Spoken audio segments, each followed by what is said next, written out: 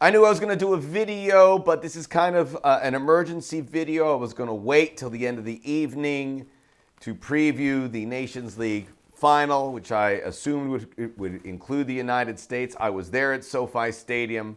I watched the USA-Panama game. I stayed in between games. I watched the first half of Canada and Mexico and finally took an Uber back. It was actually a date night with my wife. I don't know if I value my marriage that much to actually take my wife on a date night to see USA-Panama, but apparently I have some questions to answer, and I want to get some things off my chest. And I have always given this team the benefit of the doubt. I've given everyone, coaches, players, executives, the benefit of the doubt when many others haven't.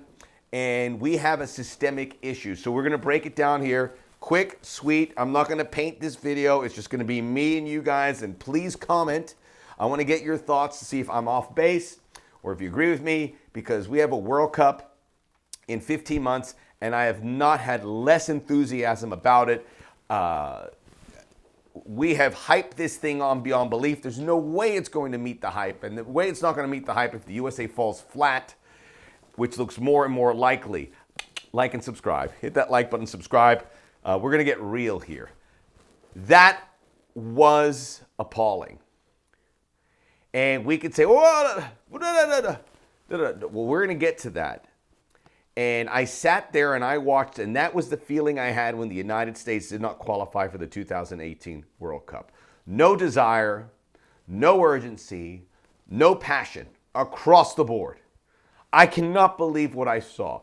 I was hoping to see that moment where Mauricio Pochettino has worked with this team, ready to take that next step, and instead they fell right off the edge of the cliff. We can't blame this on Greg Berhalter. Maybe you can, but you would be insane. You can't blame this on support. Listen, if you're one of these accounts that are going to take photos of the SoFi and go, oh, nobody comes out to the U.S. games. Well, it was 4 o'clock in the afternoon. No one in Los Angeles is going to make that. All the tickets were bought by Mexico fans. I was there. It was completely packed for the Mexico side of the games. That's how it goes. Supply and demand. We as the United States have, and this is U.S. soccer's fault, but it's also the lack of quality what we've produced, have not created a product that has people excited to go buy tickets. So it doesn't matter if we're playing in LA or Columbus. You can't blame CONCACAF for trying to make some money, which they are going to through Mexico, by selling those many tickets. SoFi Stadium is going to be the home base for LA, for the United States at the World Cup games 1 and games 3. Games 1 and game 3 of probably 4 at the way it's looking. Maybe, hopefully 5. Nothing beyond that. All this talk where Mauricio Pochettino saying we can win a World Cup with Trump's support, without his support, doesn't matter who's supporting it. They are not winning the World Cup. They're not making a final. They're not making a semifinal. They're not making a quarterfinal. The round of 16 is the best possible scenario, and this is untenable.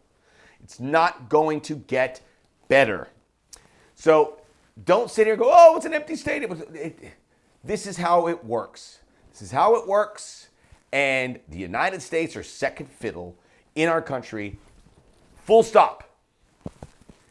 You can blame the fact that there were some injuries, and there were many of them. Flo Balogun, Ricardo Pepi, Anthony Robinson, 3 key players. If they were here, would they have changed it? I don't know. A couple other guys. And the proliferation of MLS players. Jack McGlynn and Patrick Agyemang and Brian White are not U.S. men's national team players. Not in any world. They impressed Mauricio Pochettino when they were here. Patrick Agyemang, as I said, has very little technical ability. I love his spirit. He almost had a great goal there, but he is very limited. Same with Jack McGlynn, same with Brian Wright. Now, if Haji Wright was here, would it have been different? I don't think so, because the problem with this team is the core. It's rotten. I don't know if it's life in Europe. We thought playing in Europe was a benefit, but it has softened these players. I was watching that game, and until the 40th minute when Christian Pulisic took a corner kick or something, I had completely forgotten he was playing. He was invisible. That may have been his worst game for the national team. And you know I love Christian Pulisic, and I sing his praises time and time again with club, and he deserves it. But that is alarming. And what is going on? Is he getting soft? Maybe. But the core of the players was the worst part. It wasn't. Mauricio Pochettino didn't have these guys prepared. And, well, look, we got to change our tune on Mauricio Pochettino. They're paying that guy $6 million a year for that? For that? The core is the issue. And if he can't inspire those guys or he can't get the fire out of them, and Mauricio Pochettino has a track record where he can do this. Yet Christian Pulisic and Weston McKennie and Tim Weah and Yunus Musa and Tyler Adams and that group that we would rely on were invisible. There was no intensity. I sat there and watched the Canadian team play. All they had was intensity and desire. It was like a completely different universe of a game than that little pop around that the U.S. did. It hurt me to the soul because it feels like all is lost. And having a Panamanian team that you outdistance talent-wise, every skill metric, you outdistance them by miles. And you played into their trap. They played a physical game. The referees didn't help the United States, but cry me a river if you're not ready for that kind of matchup. You knew what you were getting. Panama pushed, and there was no pushback from the U.S. And we kind of seen this growing over the last couple years. We're not the toughest team. We don't have the spirit. We don't have the desire. It is rock bottom, and you don't just flip a switch and that comes back. This is who we are.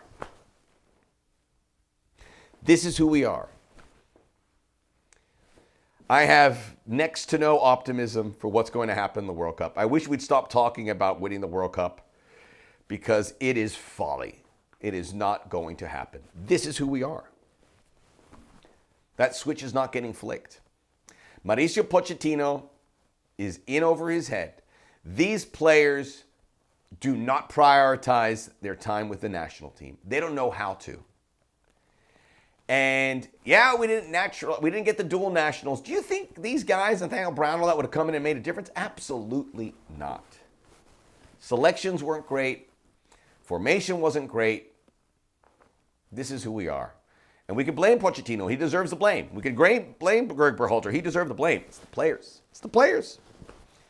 And you can sit there and try to file them up, but if that's how they play and they don't find solutions, we're doomed. So that's all.